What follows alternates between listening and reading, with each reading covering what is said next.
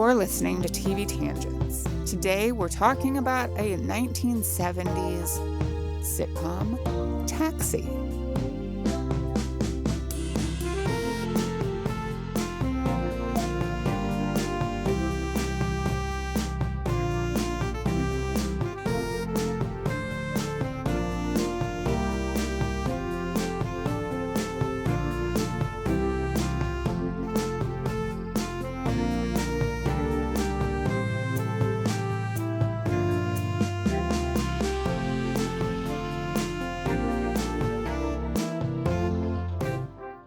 Natalie, what emotions does the Taxi theme song elicit in you when you hear it?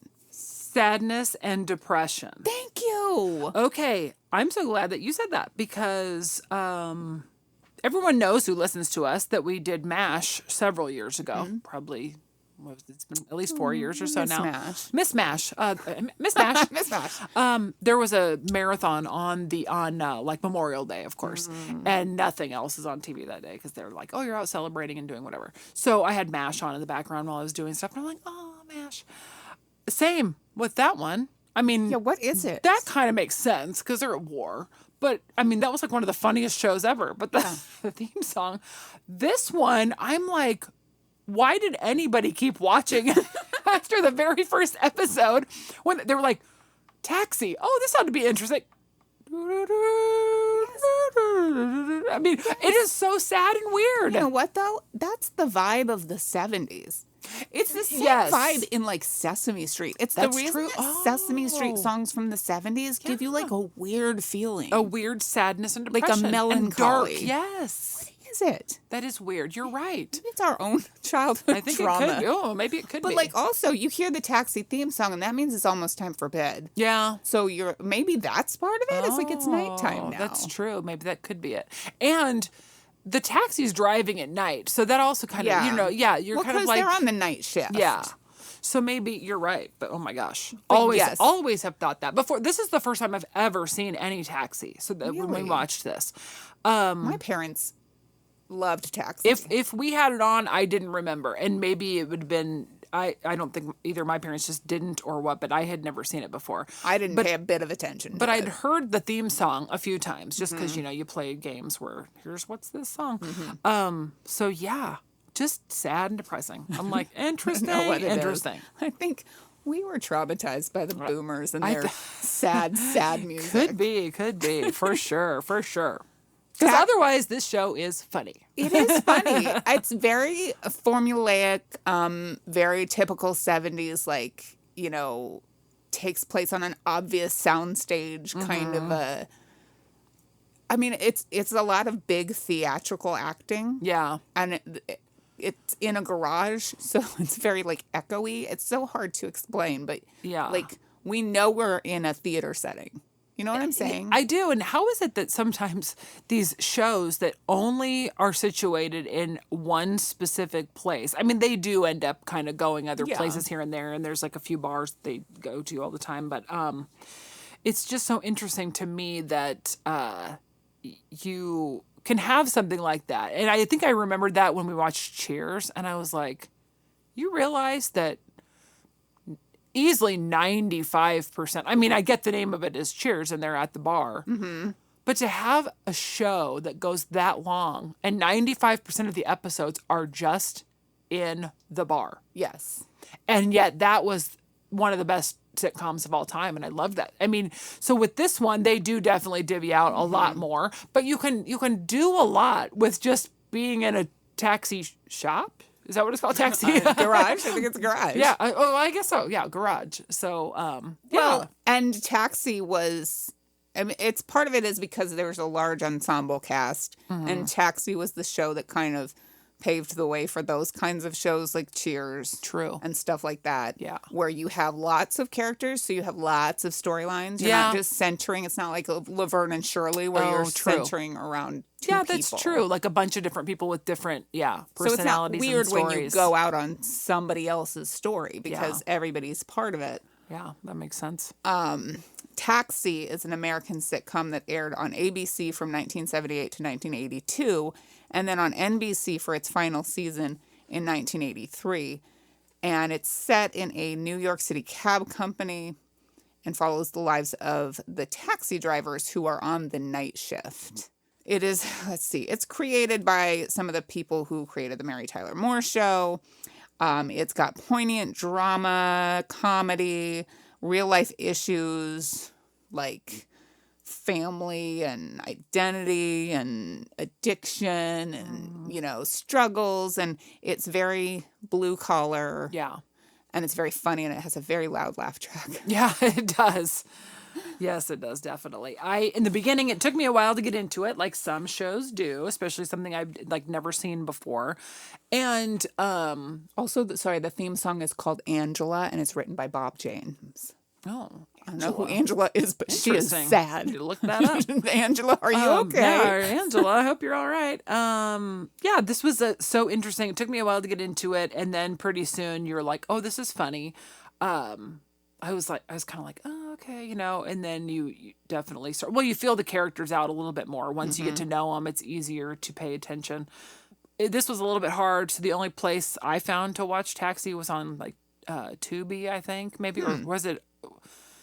No, it was something different. But there wasn't, all the episodes weren't available. It skipped around wherever I was watching it. I honestly don't know. I think I was watching it on Peacock or something. I don't think that, if they had it on Peacock, I would have found it, I think, because I have Peacock. But I have no idea. Yeah, this one was, and I had to find it, and it was weird, whatever that was too, and then I had to watch all the commercials, so I was like, oh my God. But I didn't get all the episodes, so sometimes I missed stuff, and then I was like, wait a minute, what just happened to that person? So that was kind of there was a lot of cast change. Yeah, and that's just, me, I have to watch things from the beginning to the end, so it's a little disconcerting for me. But yeah, cast changes, because one of the first things I wrote down was what happened to Randall Carver. Was that his name on the show? Or John Burns? I wrote that both together, and I don't even remember because he was only on the first few episodes. And again, there's too many people, I feel like, that play a so we talked about this when we did Little House on the Prairie, and I was talking about the Scarecrow being Ray Bolger, how he's always the Scarecrow. I did not get that with Tony Danza so much, which I thought I was going to get too much of a Tony Maselli vibe, even though he pretty much is that guy. Right. So to me, though, that's not as much of a oh, you're only this guy, because he's kind of playing the same guy anyway. But Kanicki, on the other hand, what is his name? Jeff Conway. Jeff Conway. Who plays Bobby. He's Kanicki from Grease. I mean, he just is. And so I liked his character on here, and he just kind of came along rambling, and he was a struggling actor, so he could be a little bit more flamboyant, because he was always trying to impress everybody and do his little things. Oh, poor guy was always trying to get a role, and there was a moment where he almost did. Yeah. And then he was let down. Yeah. Robin Williams was up for the part. I saw that. But he did Mork and Mindy instead, which is probably better, because Bobby wasn't a silly character. Yeah, that's true. He was mostly a straight character. Yeah. Who had he could funny be funny situations. Yeah. And I read somewhere where they were there was an episode where Conway, I guess he would pass out sometimes and couldn't come to the episode, and they gave his lines to other people. So the casting directors were like, oh, I guess he's kind of expendable. I was like, oh. Yeah. I mean, so I mean, he had a good character, but I was kind of I could see that, where you're like, well, you're right. I mean, he had good stuff, and I think the first season they were feeling out who the audience was going to glom onto, because there were a lot of people that disappeared from the first season. Yeah. And people would come into the scene, and then we wouldn't see them again, because they were like, well, that wasn't very interesting. Yeah. But the show launched a lot of careers for people, like Danny DeVito and Tony Danza. Yeah. I felt that it started to kind of center more so around Alex, because he was he is the only one who considered this to be his career. Yeah. Everybody else was kind of doing it part-time. And so, yes, because they were all moving towards something else. Yeah, or had other jobs. But Alex was older, and he Yeah. was divorced, and he was like the moral center of the group. And so, yeah, a lot of it was And there was always centered that kind around of, him. I felt like there was like that underlying thing where him and, is her name Elaine? Why can't I think of her name? Yeah, Elaine. Nardo. Had like like they could have been a couple.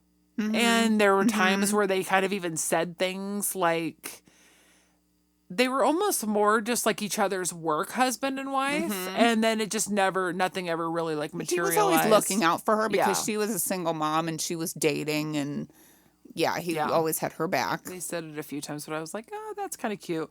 I think they wanted him to be more of the primary focus, but I don't think he necessarily was. And I think, I even think like Christopher Lloyd kind of became more of like a Jim, I think, was like a character. They said became one of like the best characters of all Yes. time. And he came in so, I don't think I'd ever, I had never seen this. So Yeah. Christopher Lloyd, another one. He is Doc Brown. Right.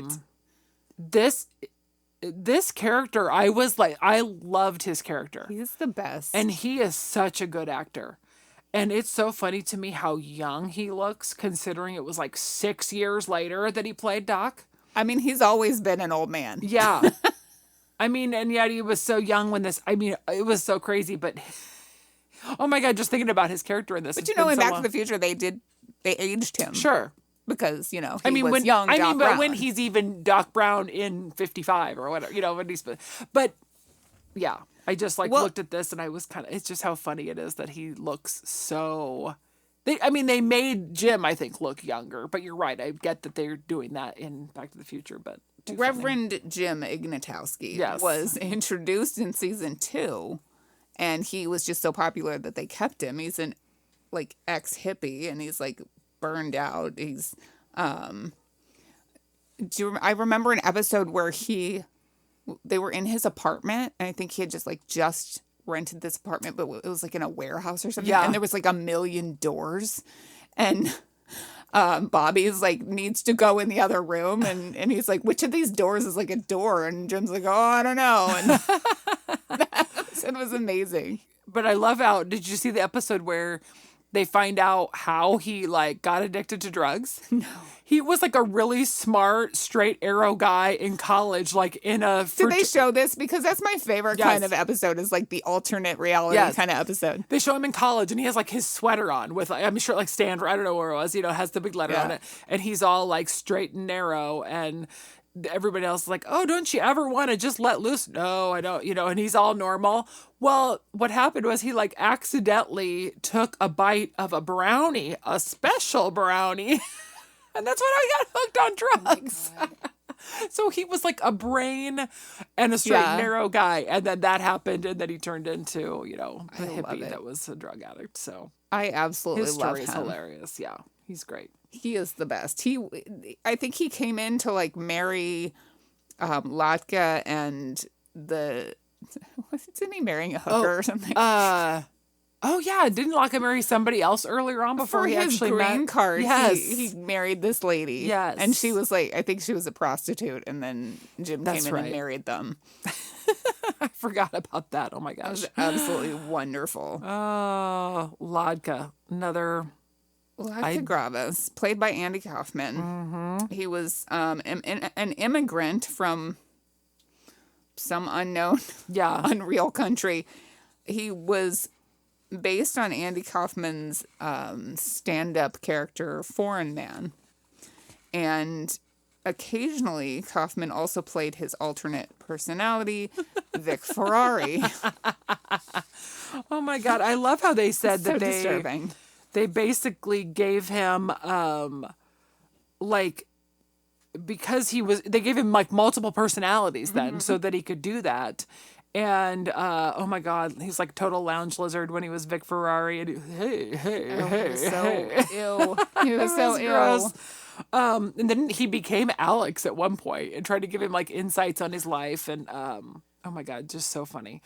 But It's Simca. I forgot what her name was. So that's who he ends up marrying. Okay, Played by when Carol Kane, and she's hilarious. When I was a kid, she was my absolute favorite character. I just, like, her voice, she was so cute and, like, so sweet. Yes. I loved her. And the way she talks. So funny. Oh my God. Hilarious. So Andy Kaufman, I forget what year he passed away, but I don't know if you ever saw the Jim Carrey movie Man on the Moon. I never did get to see that. Okay. No. It was a biopic of Andy Kaufman's life.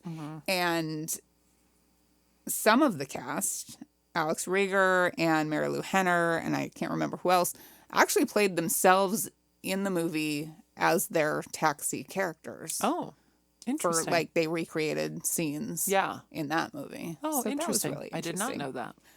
Judd Hirsch played Alex Rieger, and he won 2 Emmy Awards for his performance in the show.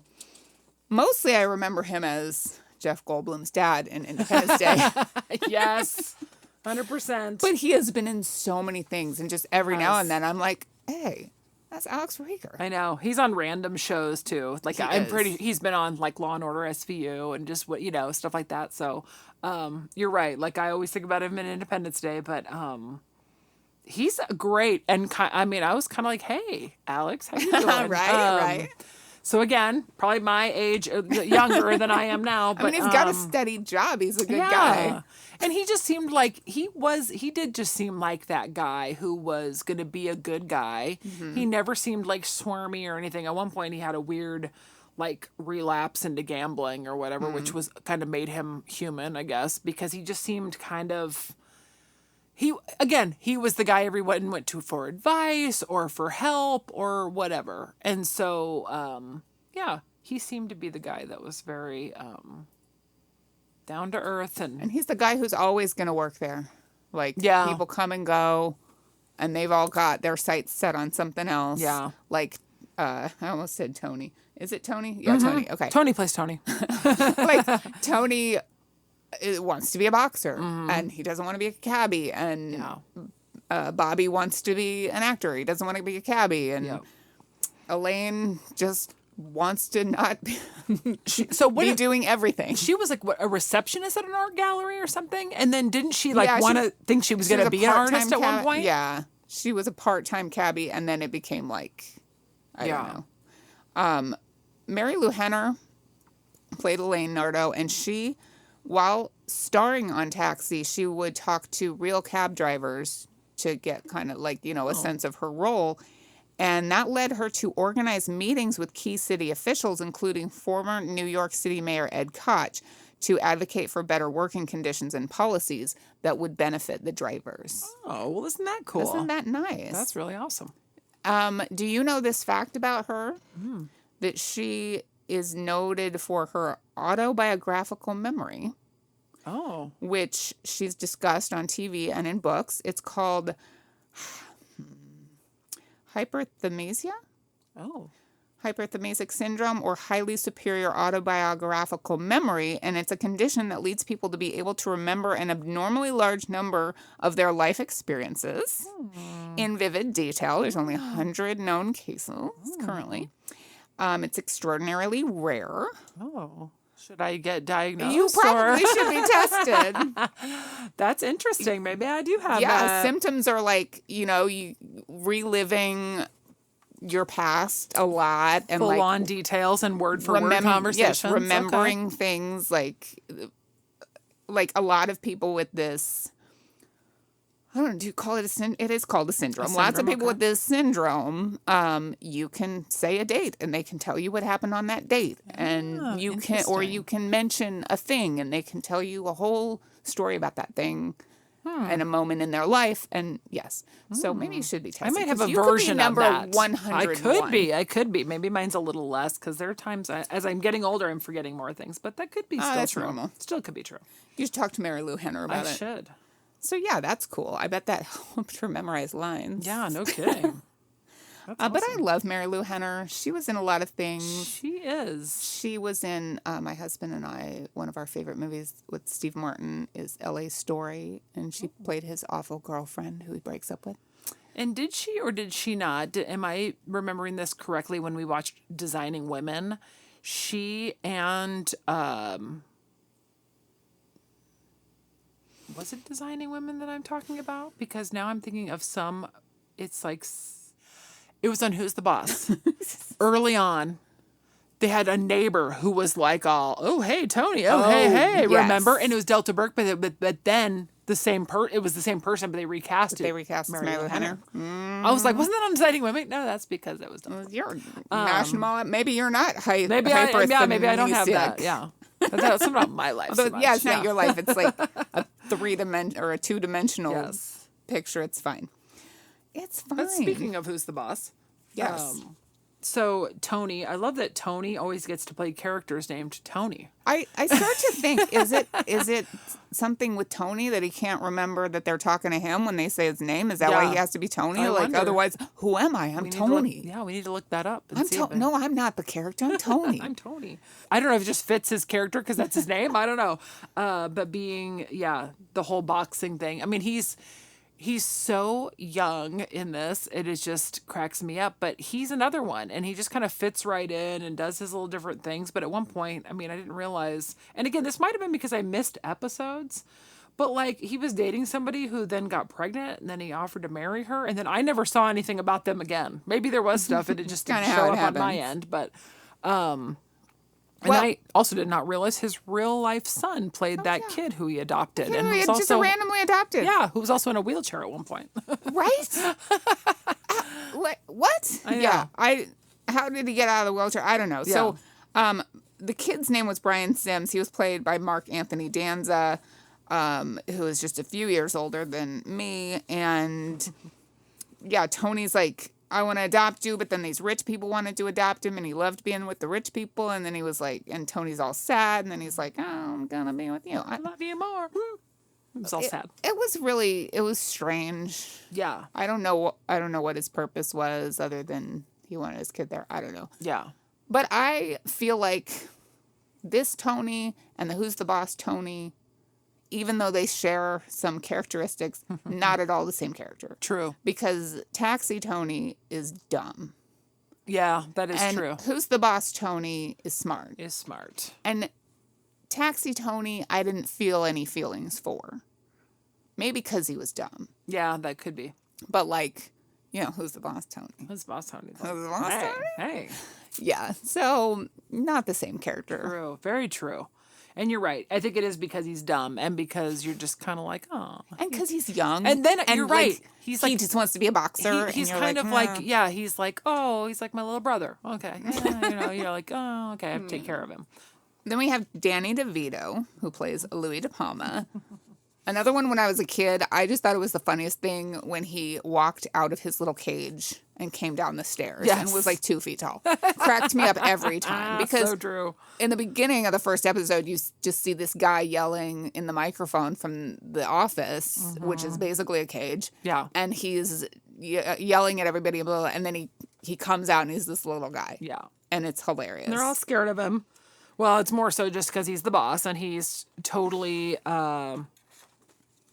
what word am I looking for? Totally, like kind of irrational, basically, and just yes. And he's very, he's also like like a womanizer, and he's always hitting on Elaine. But he ends up dating his wife in real life, Rita Perlman. I just called her Rita. You did. Rhea Perlman. And they met around this time. I don't think they were married when she was on the show. I think that's correct. Yeah. I think that is kind of when they met right before, maybe. I can't remember. They met around that time. And there's a cute episode where they're in her apartment and he's like, one of the guys had been trying to teach him how to be romantic. And he like takes her to dinner and they go back to her apartment. He's like, but I did all the things. And she's like, yeah, but I kind of like this other guy. And, because he's nice to me. And so Lou is trying to be... And he gets kind of all like, Yeah, there's a few times where he thinks, oh, she's going to come running back. And then when it doesn't happen, he's just like, oh, he's all. And he learns something. Then you do feel sorry for him. He learns something. He does. He is one of the most successful people on Taxi.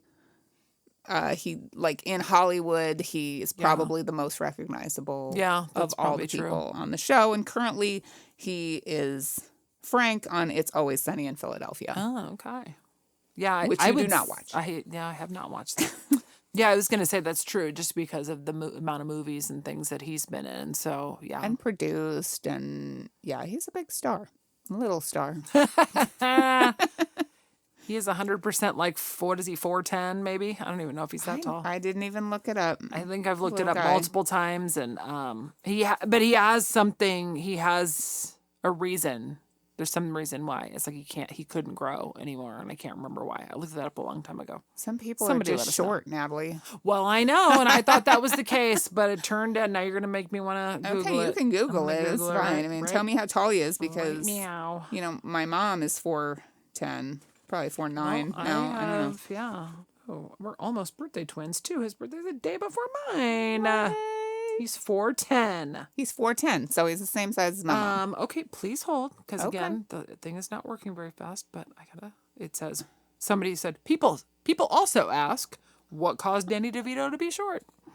Genetics? Rare genetic condition called multiple epiphyseal dysplasia, also known as Fairbanks disease. It affects bone growth and cartilage development, particularly in the arms and legs. Okay.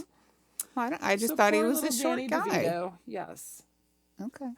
Well, now we know. Now we And know. knowing is half the battle. So you and I discussed how if we're really into a show, we don't write down as many notes.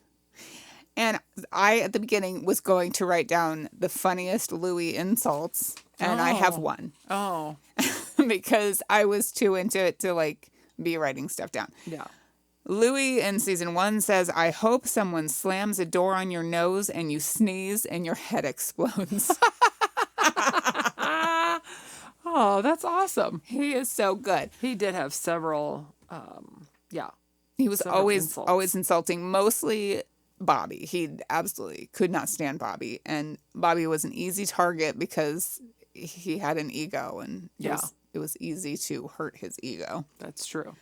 Oh, I did want to say something about Louis, though, that Yep. he found himself in love with a blind lady and then was ready to propose, and she was going to have an operation to get her sight back. So then he was like nervous because she was Right. going to see him, and then she still loved him anyway. And didn't he try to tell her that he was like 6 feet tall or I something? think so, And or- I'm like, she's blind, Yeah. but she can still feel. Exactly. I was like, that doesn't make any sense. How would she think that you're 6 feet tall? Because he was at her apartment or something, and Yeah. and he's like, I'm 6 feet tall. I'm like, dude. I think there was a few times, though, where maybe he did like kind of jump away from her, where he was like, oh. And yeah, I don't know. Yeah, He was trying to play the game. He had some issues. Tony's apartment, like, we talk about weird sets and like weird homes and stuff. Tony's apartment didn't make any sense.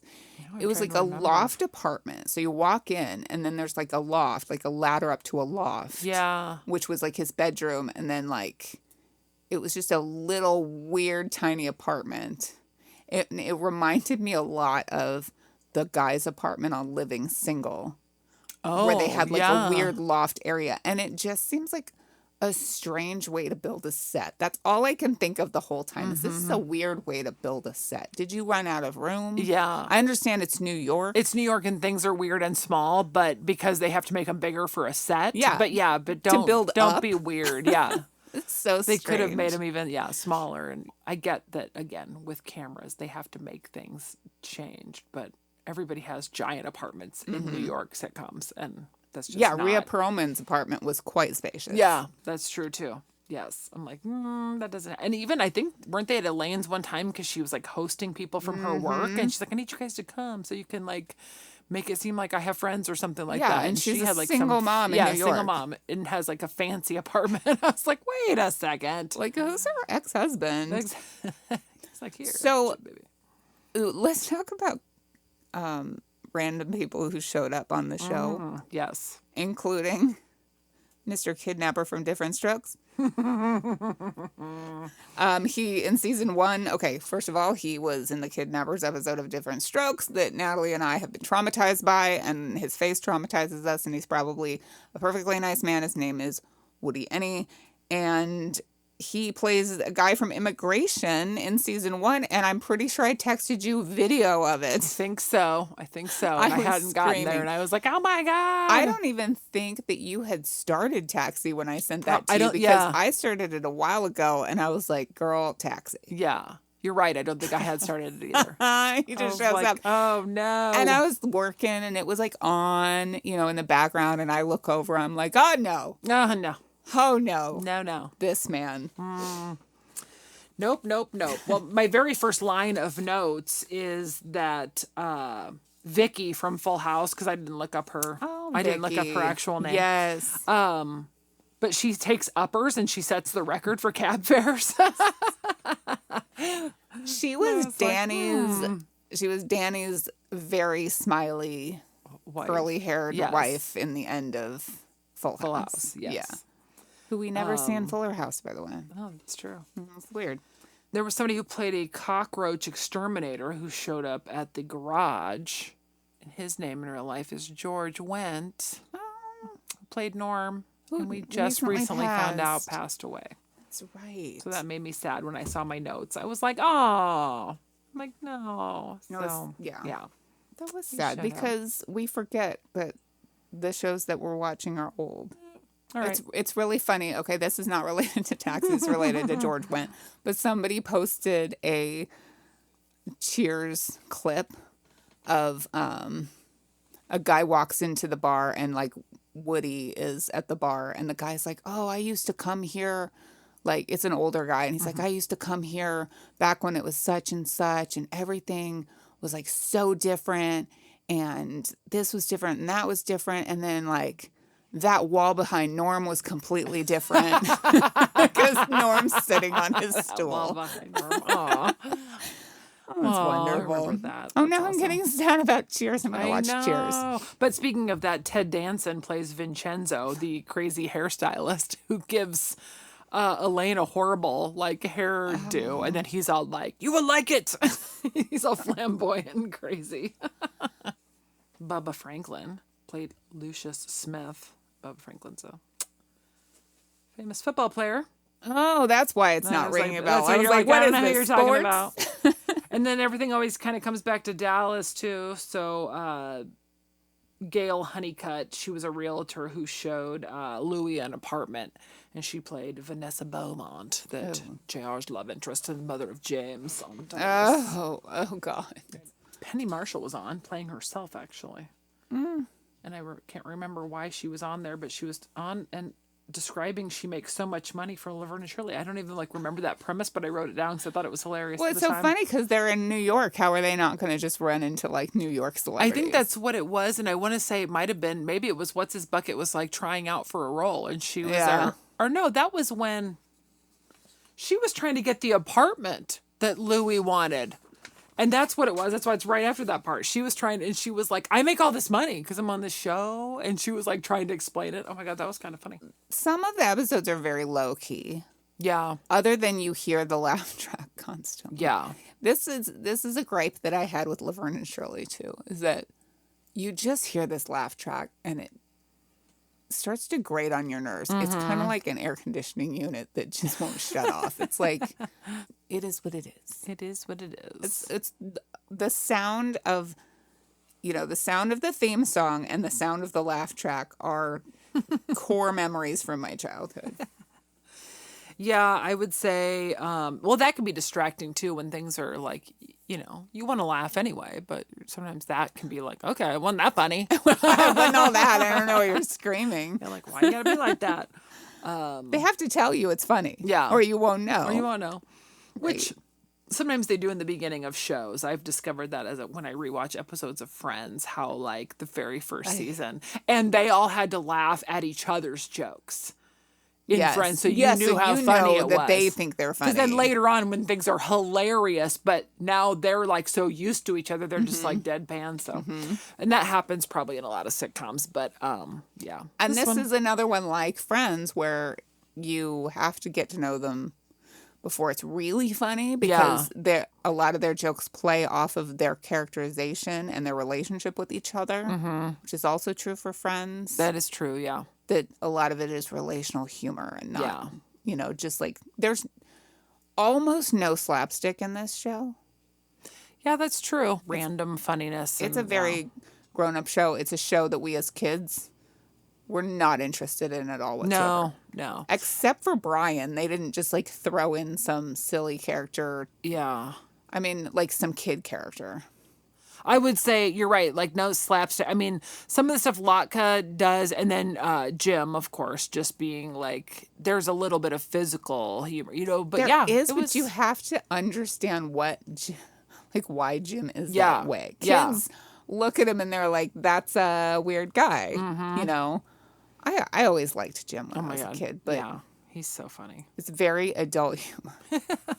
Jim is wonderful. It really is. It really is. It was good though. I'm glad I watched it for the first time ever. I'm glad that you enjoyed it. I started watching it randomly like 2 years ago just because I think it was Hulu that at the time was just, it would come to the end of an episode and then bring you into a different show. Yeah, or if you watch the end of any series, it'll be like, I bet you want to watch this. And you're like, oh.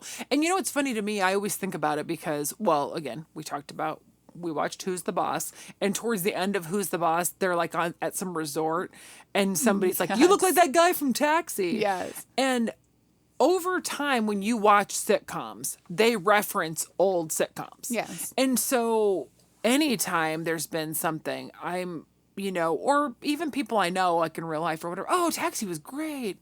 Wow, I never saw Taxi.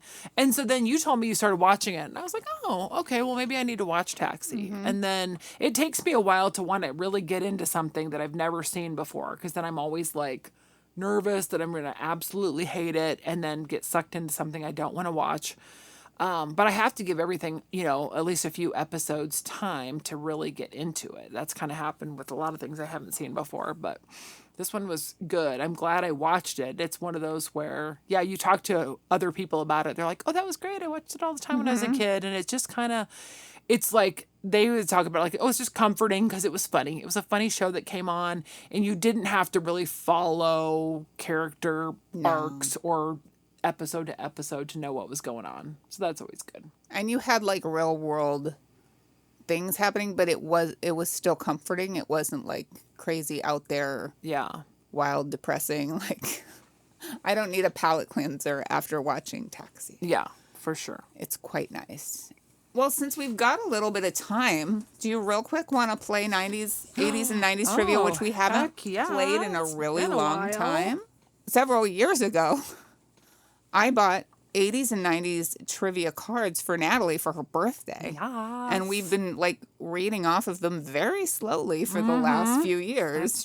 That's true. So each of us takes an 80s and each of us takes a 90s and we read it to the other and we give you guys a second to formulate your answer. And also, every time we've done this, I feel like Rebecca gets one that like I would know right away. And then the ones I always get, I never know. So I'm always kind of like, okay. Oh, see, and again, Natalie's going first with 90s and it sounds like she knows it. This is 90s trivia. Okay. And what year was the first episode of the series Friends shown on TV? I'm not even going to give you the multiple choices because you better just know it. Was it 1993? 4. 94. 94. I was okay, because I know how old I was. I know I was in college. Yeah. And like all of my friends had just gone off to college and they watched it. And I was like, I'm not going to watch that. That sounds dumb. Because I had FOMO because they were watching it in their dorm. And I was not in a dorm. So I was like, nah, watch it. So, that's awesome. That even had multiple choice and we didn't even need it. So didn't even need it. Okay. What were the other multiple choices? 92 and 98, I think. I was going to say, well, it sure ain't 98. Okay. No. I'll go with the 90s. Okay. You may or may not know this one. Great. It's a show we've watched. Okay. What was unusual about the character Little Mike, who featured in the Red Room dream sequences in Twin Peaks? Oh, my God. Wait, say the beginning of it again. What was unusual about the character Little Mike, who featured in the Red Room dream sequences in Twin Peaks? Picture Little Mike. I'm trying. He's little. Yeah. And he's in the red room with all the red curtains. And it's a dream sequence. Right. Oh, you're going to be so mad at yourself. I am going to be I don't know. He spoke backwards. Oh. Well, dang it. I knew that. That was the creepiest part of I the know. whole I was thing. kind of like, is that what I'm... You probably blocked it out. I did. Okay, I blocked it out because do was an creepy. 80s. Okay, let's do 80s here. Oh, okay. This is a good one. How does Prince Adam magically transform himself into He-Man in He-Man and the Masters of the Universe? He holds up his sword and he says, "By the power of Grayskull, I have the power." Yes, Is that exactly what it That's says? exactly what it is. That's awesome. I wouldn't have remembered that. I would have just said I have the power. Oh, girl, I watched every episode of that show. I think I did too, but wow, that was good. Okay. He-Man. Good job. All right, let's make this one that I know. Okay. Well, there's no way. There's no way. Son of a biscuit. I just should throw this away. In Star Trek: The Next Generation, Yeah, I guess. she rolled her eyes right on her head. Which character was raised on a small farm by adopted parents Sergei and Helen Rosenko? I'll give you multiple choice. I bet our listener knows. Was it Worf, son of Mog, William Riker, or Tasha Yar? I think I fell asleep. The second one you said. I don't know. William Riker, no, it was Worf, son of Morg. Great. Okay. She really did just zone out. Give me another 80s one. Come on. Okay, fine. Please Then let you it be have one. you have to take another 90s one to even it out. Even it out. Okay. Okay. This better be good. Oh, I just hit the microphone. Please. Please. This has a bonus answer, too. What planet did Alf come from in the series of the same name? Melmac. Yes. And what happened to that planet? Oh, it like exploded. Yeah. It says was a good Melmac, one. which exploded because of a catastrophe involving nuclear war. Oh, a cat. catastrophe. Because they liked cats. All right. All right, do a 90s. I'll do a 90s, so even it out. Oh, you might not know this because I sure didn't, because I don't think I ever watched this. What was the family name of the 5 siblings in the hit series Party of 5? I feel like we had another Party of 5 question, and we were like, Oh, did we? We might have. We did. I have no idea. I want to say it's probably Salinger. Salinger? It's Salinger. It's Okay. spelled Salinger. Yeah. Salinger. I didn't watch it. All these people are mad at us because we didn't know those things. I Okay. don't think we're going to watch it. Okay. Well, Good times. it's been a great episode. We've had a long hiatus. So Yes. this is very good. Yes. Thanks for watching Taxi. See, it was good. And